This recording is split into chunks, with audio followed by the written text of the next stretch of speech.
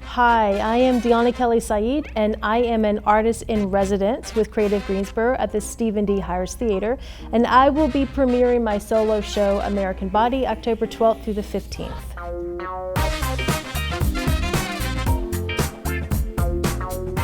During the 4 weeks that I am in residency at the Hyers, I will be working with my director, Nicole Ungerhausen, to do rehearsals and staging. I've never performed like this before, and I wanted the challenge. I was telling a friend the other day, she's like, why do you do this? This is so incredible. You've never done this. And I said, because I'm stupid. And I never stopped to think like, oh, maybe this is not possible. And sometimes being kind of naive is a wonderful place to be because you don't place any limitations on yourself.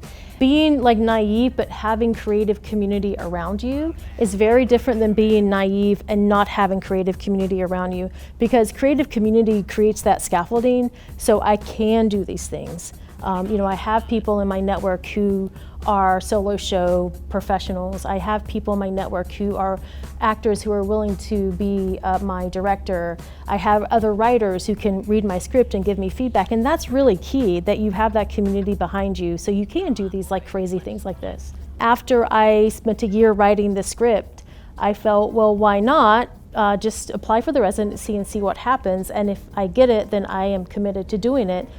And I'm doing it. I'm terrified, but I'm doing it. I love all the characters, but there are two that I think really resonate, and one is Fat Kelly, who's this very flamboyant alter ego of mine. She has this southern accent, she talks like this, and she wears a tiara. Love her, she's funny, she's the comedic relief. But I also like another character called Jihada, who's in hijab. She's an angel in Arabic, a malik. And she, has a cigarette in her hand. I mean, it's not going to be lit, but she has a cigarette in her hand, and she's foul-mouthed, and love her. Like, she's the one who really throws out the questions about American identity, and I just think she's great. There are two things I want the audience to think about. One is their relationship to their own bodies and familial histories. I think we all struggle with our bodies in different ways, regardless of what size we are. And the other thing I would like people to think about is their bodies in relationship to this country, and how their own individual family histories impact their sense of belonging in this country. And if they don't know their family history, then maybe they should, because it gives us tools to have some really hard conversations that we probably need to have right now as a society. We do live in a society where there is an ideal American body, and that body is thin and fit. You see it in media, and the reality is the average American is not thin or fit. The average American is size 14 or higher, particularly the average American woman.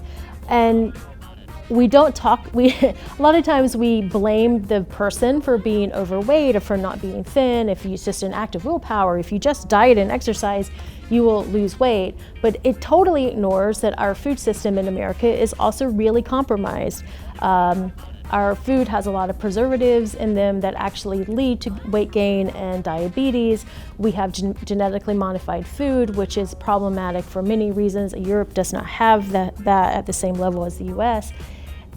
So we never really confront our food systems when we talk about the lack of health in this society.